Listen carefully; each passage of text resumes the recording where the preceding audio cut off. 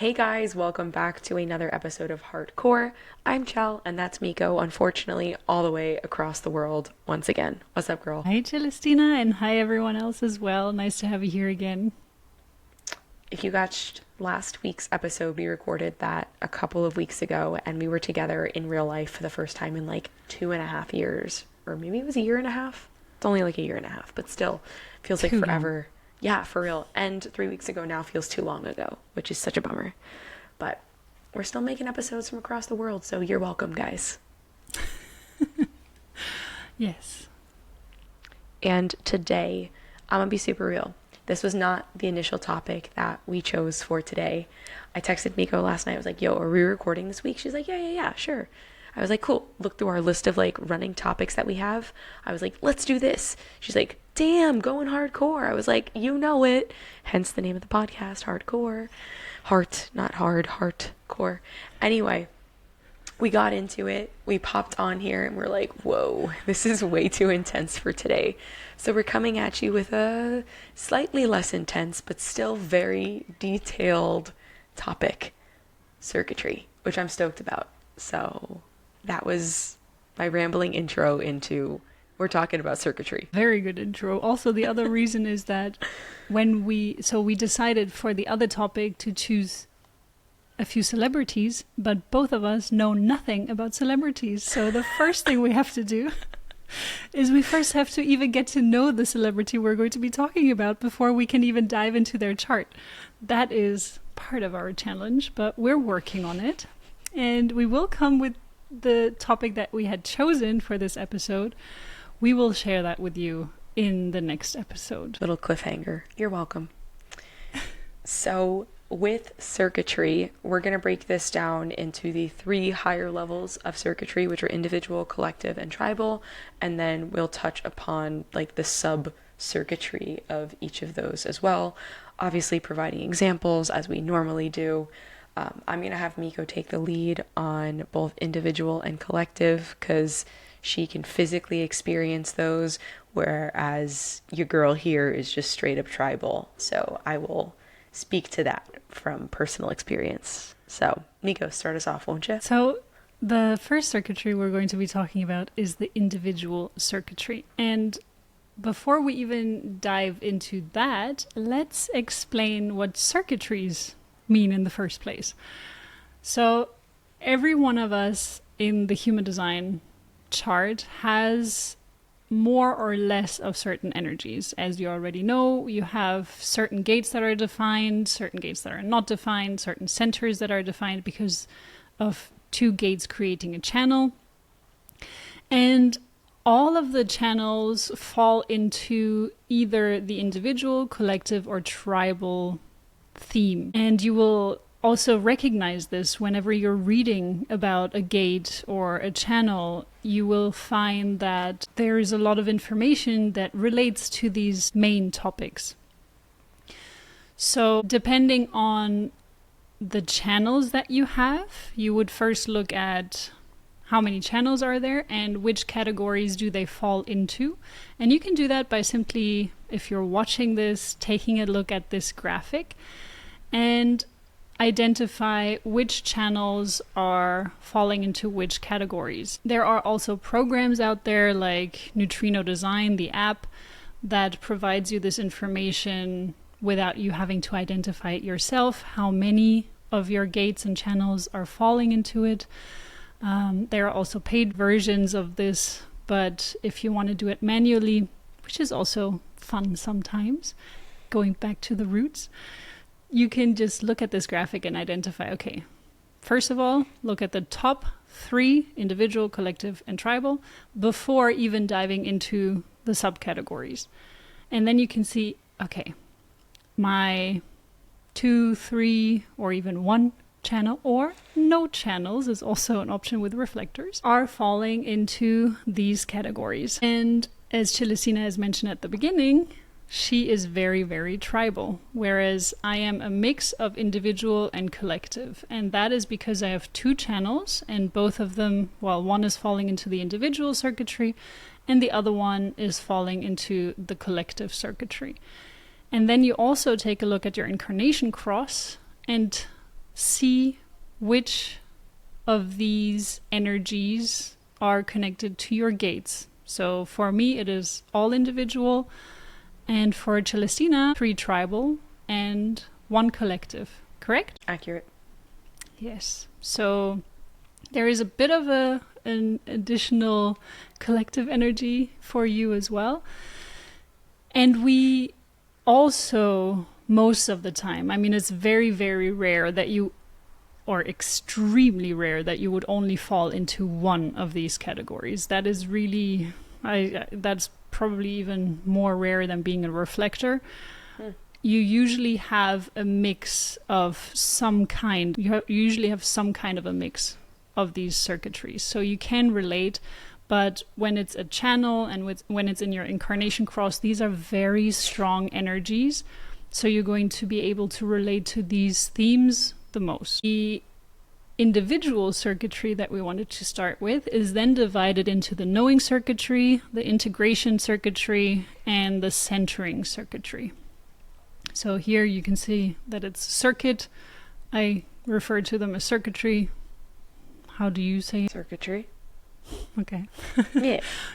Yeah. So just a preference, I would say. And within that, if you take a look at the channel that is connecting the ego with the self-center, that would be my channel, and that is falling into the centering. So the individual circuitry, let's keep it high level instead of diving into the small parts, but we wanted to mention them at least. The individual circuitry is very individual in its energy. So it is an interesting one because on one hand you want to stick to your individuality. You want to express your uniqueness fully, and it is also what my program Opportunity is all about, to really uplift the individual and their potential and their uniqueness, and not just to hide that. And that is really what it is about. The individual is standing out from the crowd.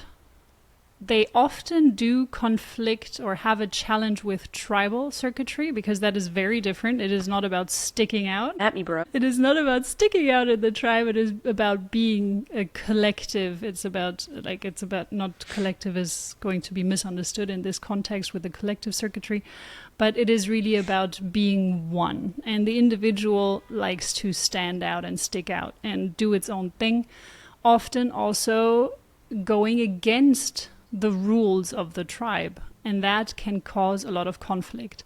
But the individual energy is needed for the collective because you kind of lead the way in a lot of ways. You kind of show, okay, this is what we can do, this is what we can achieve. And a lot of times there are examples in history where, for example, the one that always stood out for me was Joan of Arc.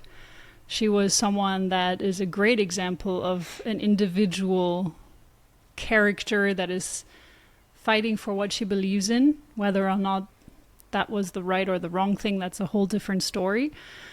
But she was and she still is to this day, a huge individual role model in a lot of ways for a woman to do these moves and to really fight on the battlefield. That was unheard of before that. So she is a great example for this individual power that is still bringing the collective with her. She was fighting for the rights of each individual within the collective. That's just a little bit of an intro regarding the individual circuitry. Now, would you like to... A quick question for you. How does that present itself for you in your world, since you are very, very individual? Obviously, you mentioned this, all 4 of your gates in your incarnation cross are individual. So what does that feel like for you? So for me, Joan of Arc really has always been a person that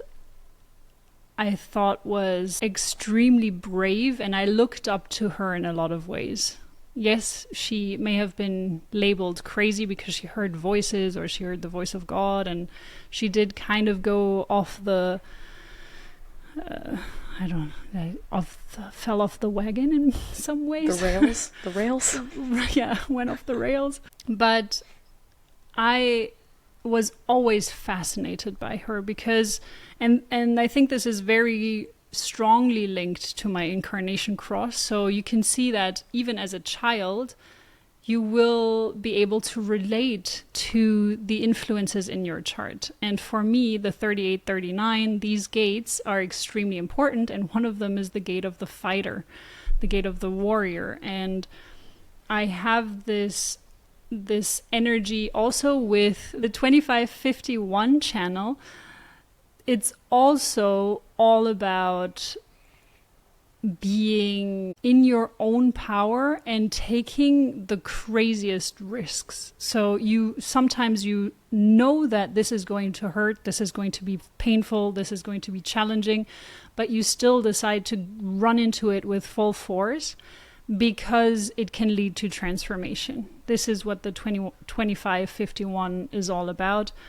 And I can feel all of these energies inside of me. So I do take risks that I know that are going to be painful, that are going to be challenging, that are not the easiest path, but I also know that this is going to lead to extreme transformation. And this is definitely something that I've seen all of my life. I was lucky enough to have a family that supported me in every decision that I took. So they really let me be the individual that, like, live out my individual energy. They let me do that. And sometimes I would make choices that no one could understand, going from photography to psychology to communications design to criminology to the health practitioner.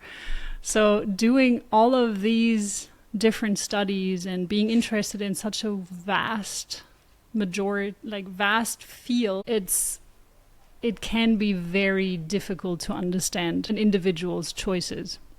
So that's why it's very important to listen to your inner voice. The individual circuitry is a lot about this inner knowing, hearing your own intuition, listening to it and following that intuition. But also, you first need to learn how to identify what is your intuition and what is your mind, because the individual circuitry can be quite easily pushed down by people around them trying to make them just one of the crowd. However, usually the individual circuitry is also very strong-headed. But yeah, it's, if you have a support system that supports you in being you, true to you, then that's great. But sadly, not everyone has that. That was really insightful, because obviously you feel what you feel and I don't feel that. So it's really cool to see who you relate to. I think that's really interesting too, right? Like finding what you feel in a character in history that you learned about in school was probably really, I guess, insightful for you as a kid too, being like, oh wow, this is someone that I look up to and this is kind of what I feel inherently too, which is really cool. So thanks for sharing. Thank you for asking. Of course. Always invited. So yeah, now something that I can not relate to very easily. And it is not a joke that this is really hard for me to connect with in a lot of ways, to have people that do have a lot of tribal circuitry. So I would love to hear your side of this circuitry. Yeah, so tribal circuitry as a whole, I think of like the song from the early 2000s. I had to look it up by who it was by. It's by Jeezy. I think he was a one-hit wonder. But the lyrics are basically like, everything I do it for my hood. And that's kind of the vibe that I feel on the regular, right? Like my hood are my people. And sometimes that's family, sometimes that's coworkers, sometimes it's friends. But I feel like being very heavily tribal centered is having the utmost love, care, and I will do absolutely anything to make sure that these people have what they need. I think that, on top of having the only channel that I have going, right, being like the resources channel, but that's also part of the tribal circuitry. So like that's some of what one may feel with tribal circuitry, is that you have the resources and you are going to share it with your tribe. And really having this sense of, I will protect no matter what. It kind of feels like mama bear vibes. I think the best, yeah, and it's not like resource guarding, but it's like, I will give you what you need if I can make it happen, right? And I will fight till the end to make it happen for you. And I think that that's what I feel around tribal. And again, that comes out with family, it comes out with friends, and in the workplace. But if you're not in the tribe, I find it very hard to let others in, which I think is very interesting, right? So, Miko, you were saying like the individual piece of it. I'm the complete opposite. I will put others before me if it helps the good of the tribe. And I find myself doing that more often than not. And again, that's sometimes with physical resources. It could be with just like different levels of love and care, right? Like taking the time to like really listen, taking the time to do X, Y, and Z, go above and beyond. But it's always back to, how will this help the people that I truly love, care about, succeed, and get to that next level? I think that's kind of the essence of tribal, is like, what steps can I take to make sure that those who are in my community, if you want to use that as an alternative word to tribe, those who are in my immediate community succeed and have what they need to do what they need to do. I think it's also interesting because in tribal circuitry, the money line is also within this as well, right? So again, it comes back to resources. Again, whether it be physical or monetary, that's really important to the success of the tribe. And I think like OG world, the actual like sustenance of the tribe, like living, right? Like if you don't have berries and you're hungry, or if you're not going out and hunting and you're hungry, like that's not great. So I think having, it really breaks down to resources and again, loving and caring. I don't know how else to describe it, but that's it. And if someone in your tribe or kind of on the outskirts of the tribe like messes with you, they're done. That's what I've experienced, right? Like if there's any kind of cross at all, they're, for lack of a better word, excommunicated. But it just doesn't feel as easy breezy with them, right? So I guess a good example of this is, I'm gonna use a work example because this is the one that's freshest in my mind. I've mentioned this before, but there are 3 owners. One of the owners has, I don't know if I want to put this on blast, but I'm gonna do it anyway, has challenged my character on more than one occasion, both to my face and behind my back. And we were cool, not cool anymore because of that. And when my team is working on a busy night, I don't want this person's energy in the space anymore. They've been excommunicated from the tribe. Obviously, in a professional relationship, I can't excommunicate an owner of the place where I'm working, but I'm not going to have him on the floor working with my people because it really messes up the vibe of the whole place, right? So that's just one example of how imperative it is to have your people and have that community that you do trust. And if they are no longer trusted, like it's going to really mess with the vibe of the whole tribe. So yeah, that's kind of what I've experienced when it comes to this. And obviously under tribal, both ego and the defense group, and we can go into greater detail about both of those as well. Miko and I both being able to speak to the ego circuitry to some extent. Yeah. Any thoughts on this? I saw you nodding your head a couple of times. Yeah. Thoughts, emotions. Yeah. I find it very interesting that you said you would put the tribe first a lot of times. And I was kind of wondering about this in the self-care aspect of things, because my program is, of course, about self-love and self-care. And this is what I have preached about, or I am preaching about, I have been preaching about for the last 10 years, and I still am. And I still believe that this is the foundation of feeling able to even support your tribe. And I'm wondering if this looks different for a tribal being or an individual being or a collective being even, because I think that it is important, or I have this strong feeling, and this is also connected to my ego being defined, that I do have to ask myself, what do I need?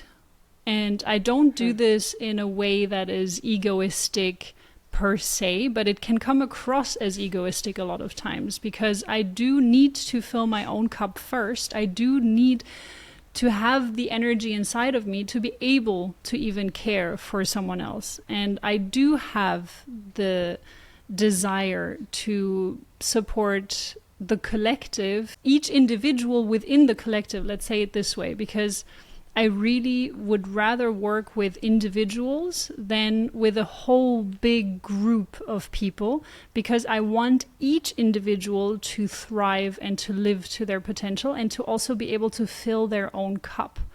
So I'm really wondering how you would prioritize this when it comes to your tribe and or when it comes to... Two notes on this.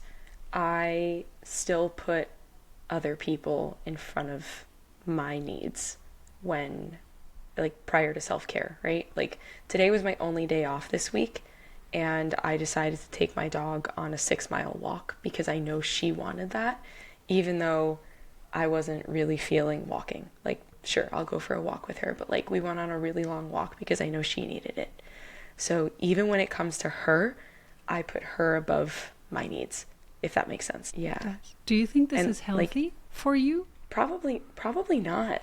I mean, I don't think all the time, but I don't know how to operate otherwise at this point, to be honest.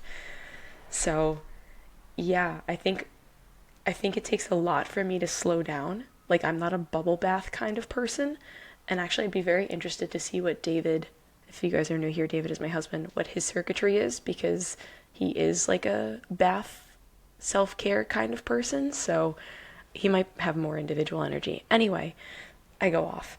But yeah, I find it really hard to just like chill. If I'm not doing something for others, it's really hard to prioritize myself, for sure. Interesting. I think maybe it would just be a different way to approach the self-care for a tribal being. So instead of saying, what is it that you really need, even though you do have the ego as your inner authority, it's not just defined within both of us, but it's actually our inner authority. So that question is still very important for both of us. What is it that I need to be able to do X, Y, Z? But I'm wondering if it's maybe, and I see this in my mom as well, that's why I'm wondering that the motivation for you needs to be different. It needs to come from a place of, if you don't take care of yourself, you won't be able to support your tribe.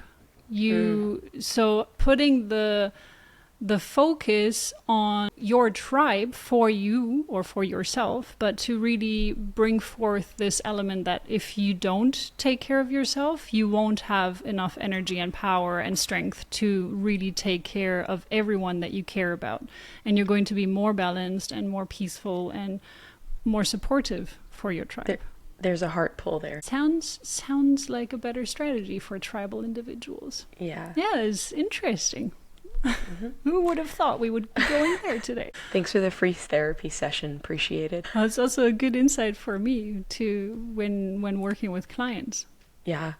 Another note on the tribal piece. So how you said you'd prefer working with individuals.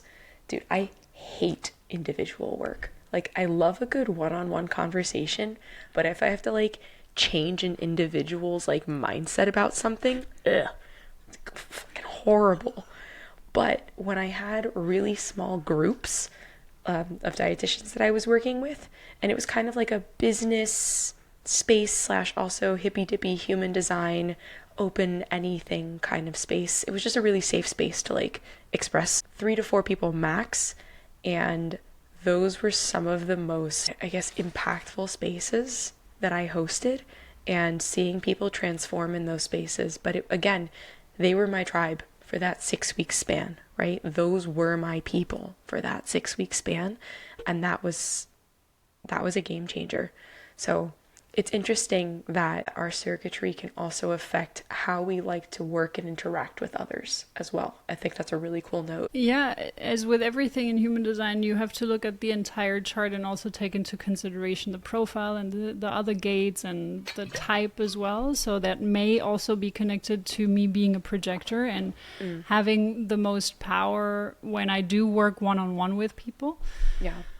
I do enjoy group settings, but even there, I then need to go into the personal. I then need to go into the individual psyche and challenges, because that's just my strong belief that when everyone is able to figure out their own stuff and to bring balance into themselves, the collective can thrive, or the tribe can thrive. It's just ingrained. I can't let this thought or this feeling go that this is the key to everything. Maybe it's not, but it's just a feeling. No, it's really cool.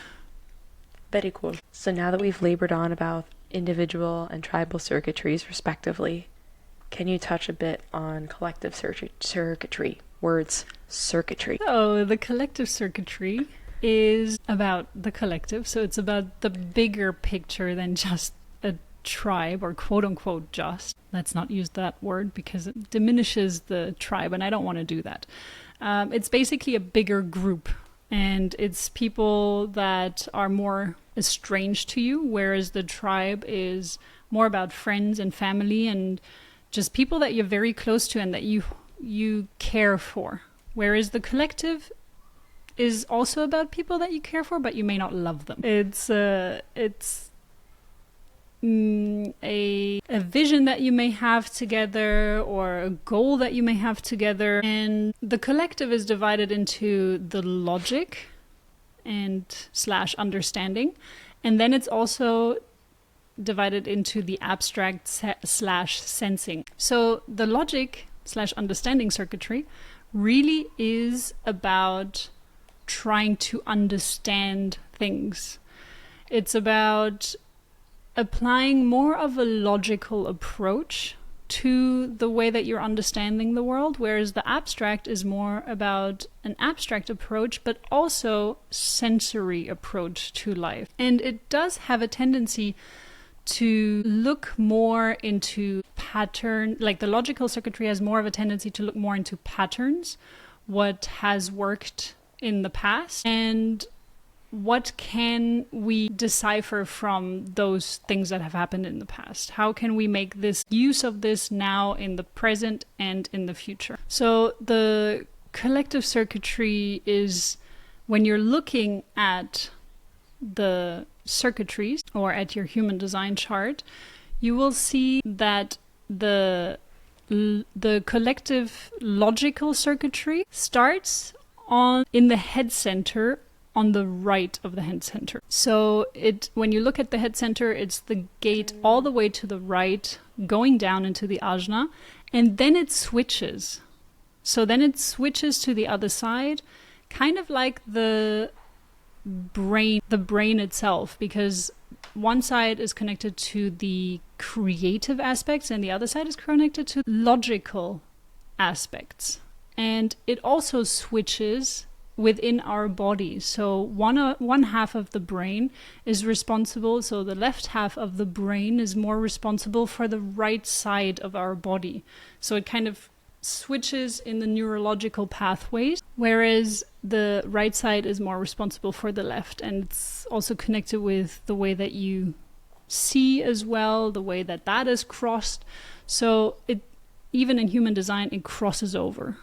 It starts on the right side, gate 63, goes down into the ajna, and then it switches to gate 17 and goes down to the throat center. And it then stays on the left side of your human design chart. It also stays in the left side channels in the center of your human design chart, and then it switches again in the root. It goes from the sacral all the way on the right side of your chart down into the root. So this same principle also happens with the abstract circuitry. But there it starts in the head center in gate 64, and then it goes into the ajna and switches in gate 11 and goes down to the throat center. And it follows the same pattern, and then it switches again from the sacral to the root. That was maybe a bit complex if you were just listening to it. But I tried my best, so if you were looking at it, it's maybe easier to follow. But yeah, you will see these kinds of energies when you're reading about each individual gate or the center, the channels. You will feel the more abstract or the more logical aspect, the more I need numbers and details, and I really need to go into the nitty-gritty of things and to analyze, or the more creative part of things, the more experimental part of things as well, to really see, okay, what worked, what didn't work for me, for others. Yeah, this is a little bit about the collective. That was great. I didn't realize that they switched from top to bottom. I don't think I've ever paid that close attention to it, but that makes sense based off of like the example that you gave, right? Like the brain controlling the different side of the body. Totally makes sense. So cool. Yeah, and even when you're giving a reading, it makes things simpler when you understand that, because you can always then relate it to the more abstract or the more logical side of things. So when someone has from the head to the ajna and down to the throat only the logical circuitry, even though it switches, you do know that they're more of a logical person. They just have a tendency to be more logical instead of being more creative if they have the flip side of the coin. It doesn't mean that you can't be creative if you do or don't have either side, or you can't be logical if you do or don't have either side. But it gives a lot of insight into who you are as a person, and then you always have to look at the rest of the chart as well. Which planets are defining these? Is it conscious? Is it unconscious? So is it more in the psyche or is it more in the body? So the unconscious is more connected to the physical body. The conscious is more connected to the psyche or the mind. What are your variables like? How accurate was your birth time? Always a big one. Which lines are defining these gates within your human design? So yeah, there are many things that you still need to look into to get a full picture. It does give you a lot of insight at the same. Anything else you would like to add? Yeah, so I think one example, a client that I worked with last summer had 2 collective abstract and 2 collective logical circuitry. And because I have it up here, half of her incarnation cross was collective and half of it was tribal. So it was really cool seeing her interact with her prospective clients, and her medium was both TikTok and Instagram. And the area of dietetics that she worked in was like body positivity and a lot of like Brene Brown stuff, and kind of just squashing, I guess, cultural norms. And she was also speaking against bariatric surgery and the complications that can arise from it. And that can be a very, very, very touchy subject. However, there are a collective, quote unquote, if you will, group of people out there who really, really resonated with what she was saying. And when she was speaking from a place of just emotional honesty, so she was a 6'2" emotional MG, but when she was able to speak from this place of honesty and this inner truth that she wanted to share about this topic, this collective, quote unquote, topic, wow, the impact that she had was immense. And it was really cool to see her flourish again in that 6-week time span that we were working together in our little tribe, if you will, how much impact she was able to make. And I mean, going viral is one thing, but like she actually created ripples within her world, gained clients from it. So it was just really cool to see her step into that power of speaking about something that she felt she could make an impact with, and that others resonated with who also believed in that. So it was just really cool to see. And I guess that's stepping into that circuitry, and I mean, amongst other things, but that's stepping into the power that you can have within you to create that impact. So I just thought that was really cool. That is really cool when you can align both of these things, the real world examples with the human design, and to have such a beautiful example at the end of this episode. That's a great way to complete it. Thank you for sharing. Great transition there, Miko.